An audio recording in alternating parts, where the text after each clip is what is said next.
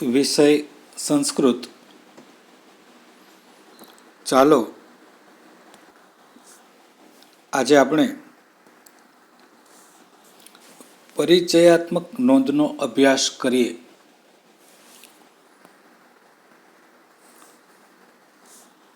વિષય સંસ્કૃત. ચાલો આપણે પરિચયાત્મક નોંધનો અભ્યાસ કરીએ. સંસ્કૃત સાહિત્ય પ્રશ્ન નંબર 41 અથવા 41 અને 42 અથવા 42 8 માર્કનો પ્રશ્ન પૂછાય છે. સંસ્કૃત સાહિત્યના ઇતિહાસમાંથી સાહિત્ય કૃતિઓ વિશે ટૂંકી પરિચયાત્મક નોંધ લખવાના પ્રશ્નો પૂછવામાં આવે છે. 2 પ્રશ્નો પૂછાય છે અને 4 ગુણ આપવામાં આવે છે. તો આપણે આજે આઈએમપી હોય એ પહેલાં જોઈ લઈએ, પછી બધા રિવિઝન કરશું. તો રામાયણ વિશે જરા વાંચી લઈએ. આદિ કવિ વાલ્મીકીની અદ્વિતીય એટલે અજોડ, એના જેવી કોઈ બીજી બને નહીં તેવી આદિ કવિ વાલ્મીકીની અદ્વિતીય કૃતિ તે રામાયણ મહાકાવ્ય. આ મહાકાવ્યએ ભારતીય સંસ્કૃતિનો પરિચય આપીને ભારતીય સમાજના ઘડતરમાં પાયાનું કામ કર્યું છે. મહર્ષિ વાલ્મીકી એક દિવસ સ્નાન કરવા તમસા નદીને કાંઠે જઈ રહ્યા હતા. ત્યાં તેમણે કૌચ યુગલ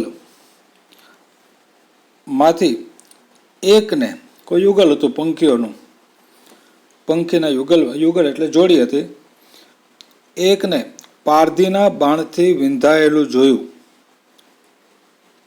અને તેમના મુખમાંથી સહજ ઉદ્ગાર રૂપે એક છંદોબદ્ધ શ્લોક સરી પડ્યો, જેનો ભાવાર્થ આ પ્રમાણે છે: હે પારધી, તને અનંત વર્ષો સુધી શાંતિ કે સ્થિરતા પ્રાપ્ત થશે નહીં, કેમ કે તે કૌચ પક્ષીના યુગલમાંથી કામ મોહિત એક એવા નર પક્ષીનો વિરોધ કર્યો છે.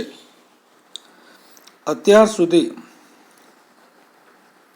છંદોનું અસ્તિત્વ માત્ર વેદોમાં જ હતું. વેદ સિવાયની છંદોબદ્ધ વાણીનો આ પ્રથમ આવિષ્કાર હતો. સાક્ષાતજી બ્રહ્માજીએ પ્રગટ થઈને વાલ્મીકીને રામાયણ મહાકાવ્યની છંદબદ્ધ રચના કરવાનું કહ્યું અને તે આદેશને અનુસરીને વાલ્મીકીએ રામાયણ સ્વરૂપ રામકથાનું જ્ઞાન કર્યું. આથી જ વાલ્મીકીને આદિ કવિ અને રામાયણને આદિ મહાકાવ્ય કે આર્ષ મહાકાવ્ય કહેવામાં આવે છે. રામાયણ રામના અયન, આવવ અને ગતિ કે જીવનનું નિરૂપણ કરે છે. રામાયણમાં 7 કાંડ છે: બાલકાંડ, અયોધ્યાકાંડ, અરણ્યકાંડ, કિષ્કિંધાકાંડ, સુંદરકાંડ, યુદ્ધકાંડ અને ઉત્તરકાંડ. રામાયણનો રચનાકાર ઈસવીસન પૂર્વે 500 વર્ષથી પ્રાચીન મનાય છે. અત્યારે મળતા રામાયણમાં 650 સર્ગોમાં કુલ 24,000 શ્લોક છે.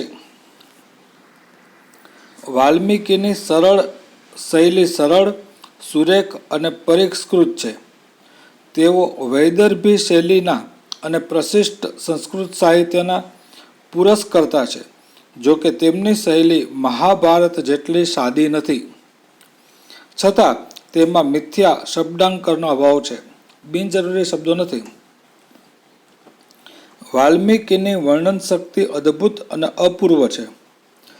તેમાં પ્રકૃતિનું નિરીક્ષણ અને કલ્પના શક્તિનો સુમેળ સંધાયો છે.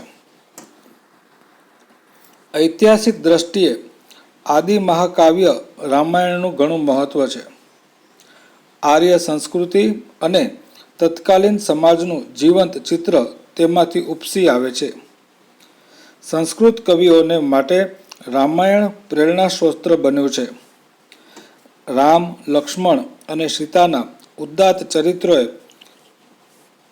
આર્ય તત્વનો આદર્શ સ્થાપ્યો છે. આના પછી બીજું છે મહાભારત.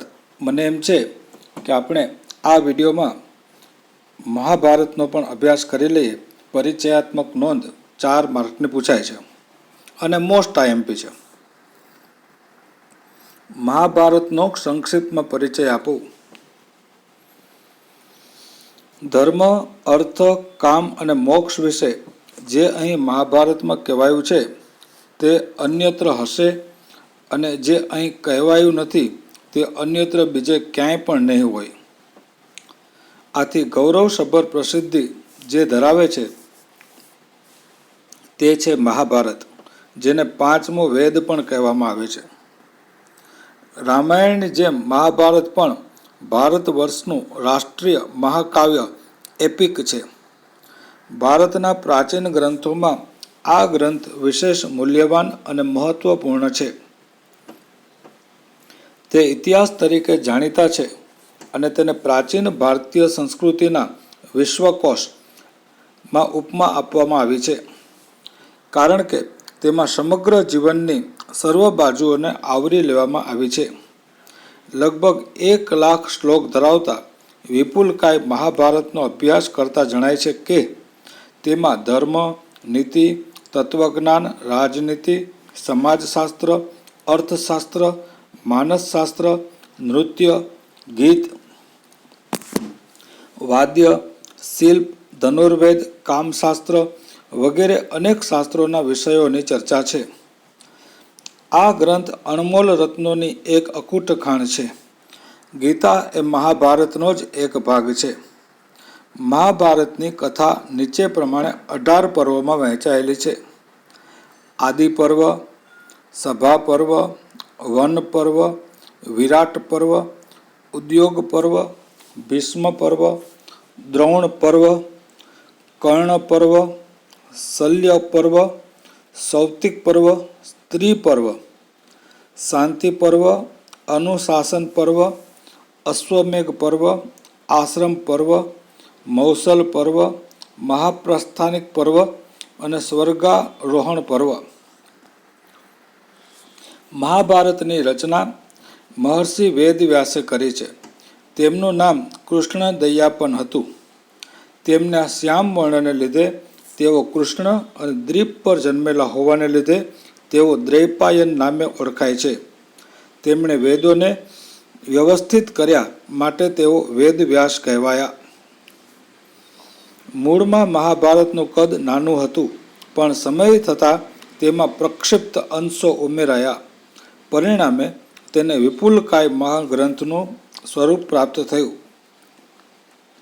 આરંભમાં તેઓ કૌરવ પાંડવોની કથાનું વર્ણન કરતો ઇતિહાસ હતો. આ મૂળ ઐતિહાસિક ગ્રંથનું નામ જય હતું. પછી તેમાં પ્રક્ષિપ્ત અંશો ઉમેરાતા તેનું નામ ભારત પડ્યું. આ પછીથી તેમાં અનેક આખ્યાનો અને ઉપાખ્યાનો ઉમેરાતા થયા છે. આ બધા નવ પ્રક્ષેપોને કારણે આખો ગ્રંથ એક મહાભારત 1 લાખ શ્લોકનો થઈ ગયો. તે મહાભારત નામે પ્રચલિત થયો. હવે મહાભારત મહાકાવ્યનું કથાનક આપણે આના પછીના વિડીયોમાં જોશું. તો ફરી મળીએ નેક્સ્ટ વિડીયોમાં.